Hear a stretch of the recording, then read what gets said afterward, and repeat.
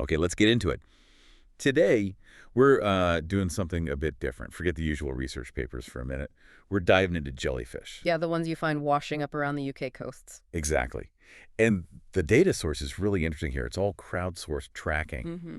So our mission today really is to kind of get a quick, informed look at UK marine life, but not through official reports. No. We're looking at the raw sightings, thousands and thousands recorded by regular people on iNaturalist. Yeah, citizen science. We want to know, which species are showing up most, which are the rare ones that maybe signal something changing, and what's this huge public database really telling us about the health of UK waters.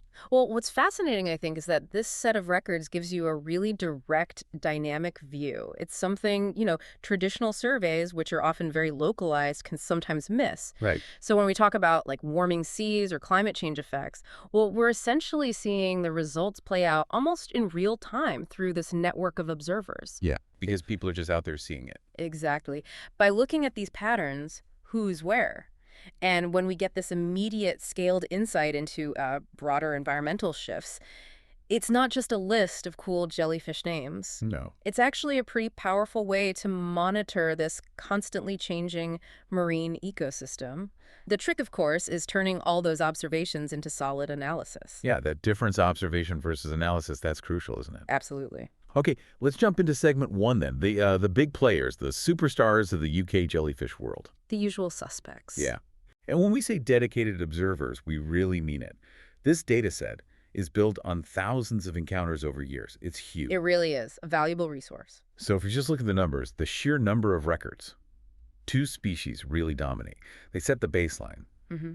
First up, the one everyone seems to get photos of, the compass jellyfish. Chrysoora hysacella, very distinctive. Yeah, over 1,400 confirmed records. Yeah. That's a lot. It's clearly a regular fixture. And nipping at its heels, almost the same number of reports, is that affectionately named one, the dustbin lid jellyfish. Ah, yes. Officially the barrel jellyfish, right? Restostoma pulmo. That's the one. And its size is probably key here. It can get, up to a meter across? Wow. So yeah, you can't really miss it if it's washed up on a beach. It gets recorded. That makes sense. Hard to miss something that big or get it wrong. But, okay, here's a question then. Why the compass jellyfish? Is it just that there are loads of them? Mm-hmm. Or is it also that it looks so distinct, easier for people to spot an ID correctly compared to, say, a moon jellyfish, which is kind of see-through? Yeah. Does that observer bias affect these rankings? Oh, absolutely. It definitely plays a role. And you have to factor that in. I mean, the sheer volume for the barrel and compass gives researchers high confidence they are very abundant. But yeah, visual distinctiveness is huge in citizen science. The compass jellyfish, with those striking V-shaped markings, makes the ID pretty simple, pretty reliable, even if you're just, walking the dog on the beach. Gotcha. So after those two giants, we've still got two other really key species. They complete that sort of top-tier baseline. Right. There's the common moon jellyfish, everywhere, really, though maybe a bit trickier to get a good photo of. Yeah, the clear ones. Yeah, still a constant presence.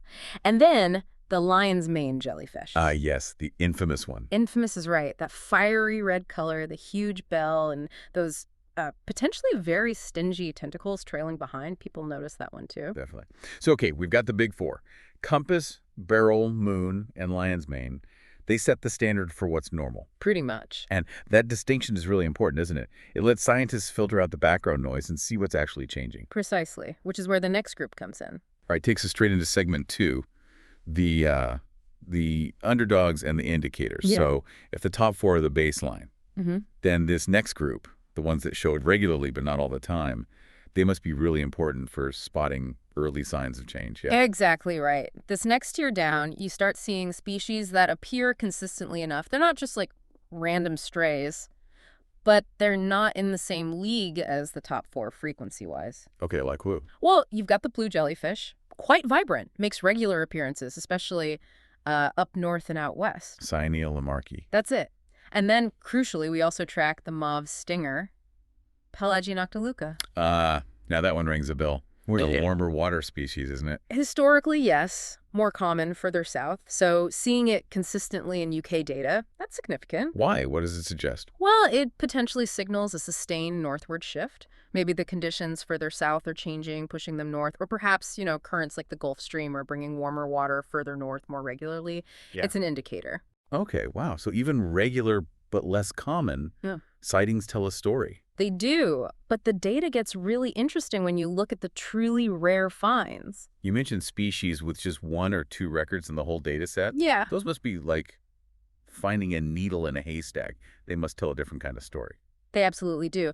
Among these super rare ones, you find things like the Atolla jelly. That's a deep-sea species, usually lives way down in the dark. How would that even end up near the coast? Good question. Upwelling currents, maybe storms. Then there's the purple strap jelly, more subtropical. Okay. And yes, the one that really raises eyebrows, the jelly blubber. Jelly blubber, that sounds exotic. It is. Catostylus mosaicus. It's typically found around Australia, the Indo-Pacific, miles away. Wait, Australia? How on earth does one jelly blubber record pop up in the UK data? Is it real? Or a mistake? Yeah.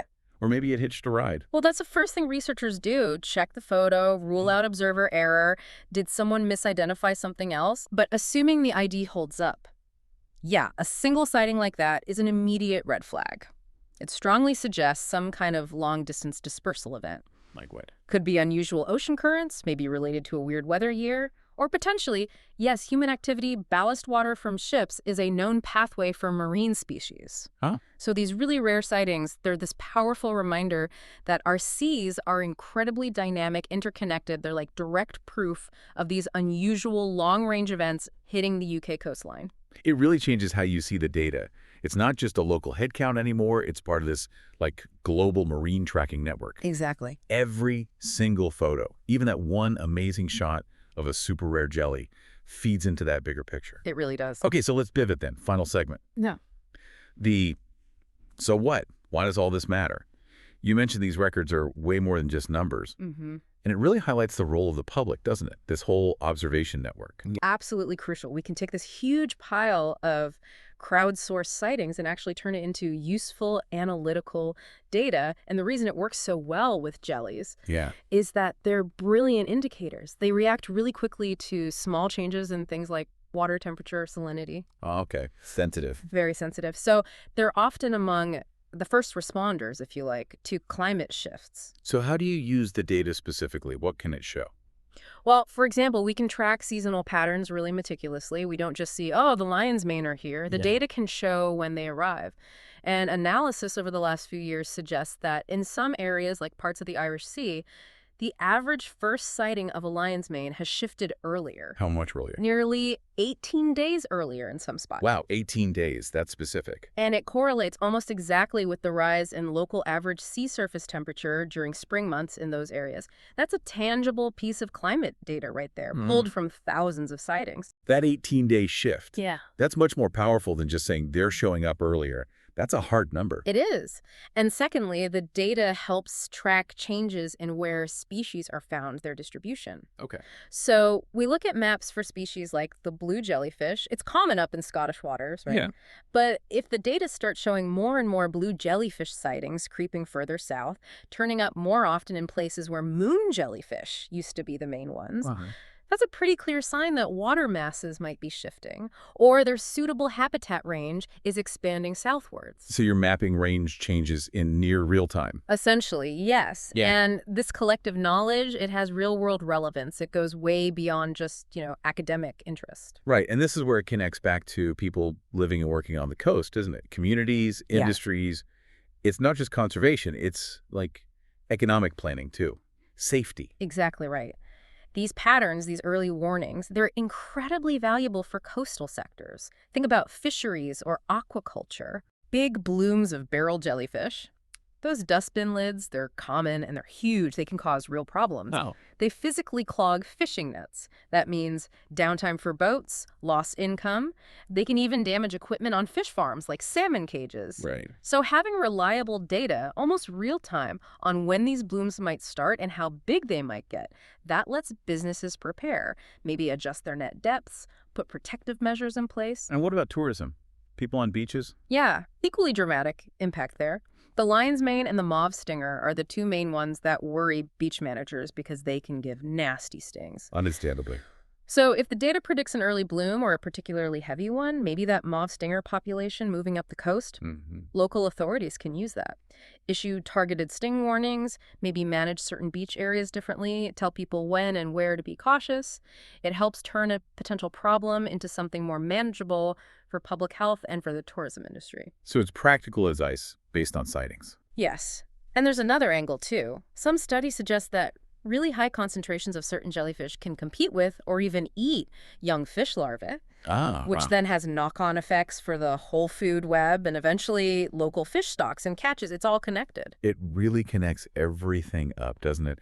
That single photo someone takes on a windy beach Mm-hmm. connects to the whole ecosystem, the local economy, even policy decisions maybe miles away. That's the power of it. It's been a fantastic journey, really. Yeah. From, like you say, a single photo on a potentially damp British beach, all the way to being a meaningful data point that helps track our oceans globally. Mm. Seeing the sheer volume for the regulars, like the compass jellyfish, and then contrasting that with the extreme rarity of something like an atoll or that jelly blubber, Yeah. it paints such a complete dynamic picture of UK waters right now. Mm-hmm. And the public's role in mapping that is just huge. And that really is the key takeaway for you listening today. The next time you're near the coast, you see a jellyfish maybe washed up, maybe just drifting under the surface. Yeah. Remember, it's more than just, a blob of jelly. Think of it as a highly sensitive marine thermometer, a little tracker of ocean currents, a key indicator of how our climate is changing. And that single sighting, if it's documented, if it's shared on something like iNaturalist, it really can add to this much, much bigger story, the story that tracks the pulse of our changing oceans.